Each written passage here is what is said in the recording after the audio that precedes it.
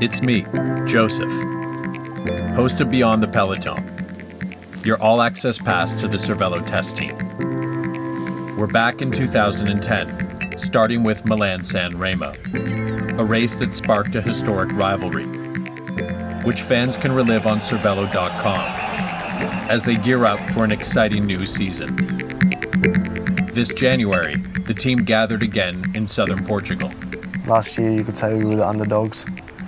But this year, I think all the big guns are going to be watching us. When I look back now, a season that I think no one expected. But there were also things where I could have done better. For example, Milan-San Remo, I mean, it was like, you could nearly say millimetres, centimetres to winning a big race like that. We've definitely grown more together, and I hope that we can just be as good as we were this year as we were last year.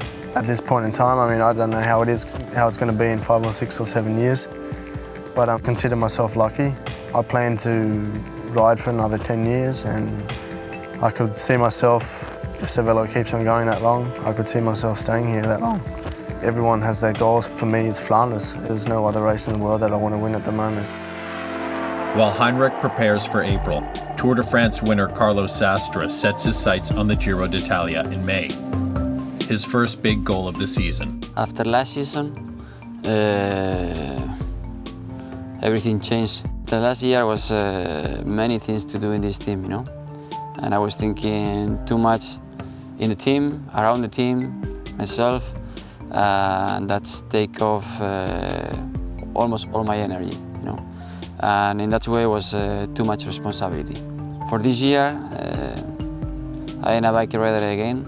I'm focused on myself, I'm focused on my goals, I'm focused in my training.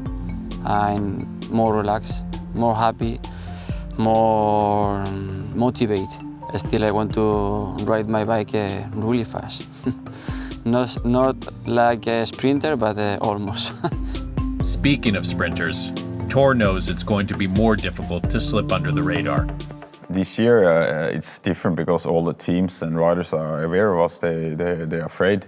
They know what we did last year, and of course they know what we're going to try to do again this year. My big goal is to win one big classic. It can be Milan-San Remo, Flanders, or Paris-Roubaix.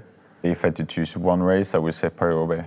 Next important time is, of course, Tour de France, another stage win or more together with green jersey. And then I try to go good in the World Championship in Australia end of the year.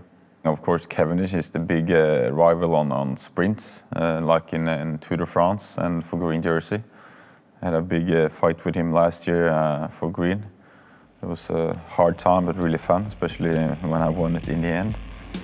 I catch up with the boys in Belgium, where they're testing new equipment and finding their legs, with 2 back-to-back races.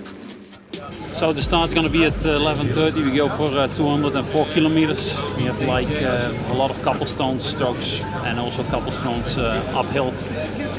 It's going to be hard today. I mean, this kind of race you get more hard every year. It's not easy to do it better than last year, but also if you see that Torres was sick in the training camp, had some 10 days not on the bike, so for him, yeah, just see how far he is for the moment.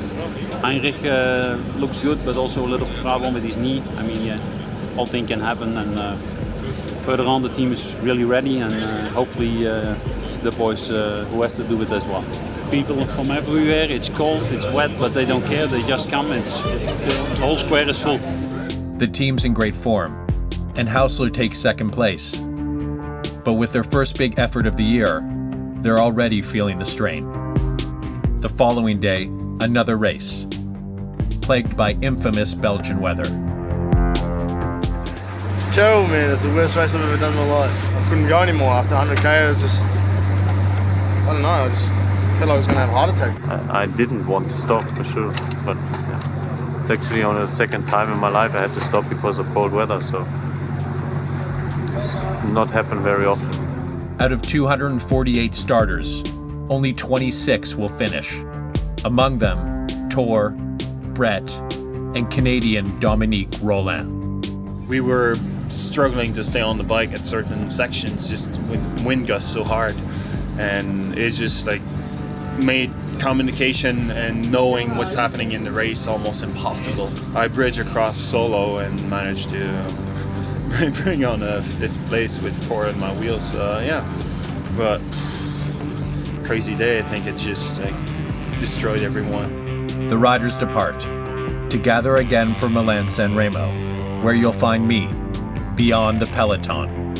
And keep your eyes open for links to videos about the engineering, innovation, and teamwork behind the team's success, including updates on Project California. Thanks for your support, and see you in San Remo.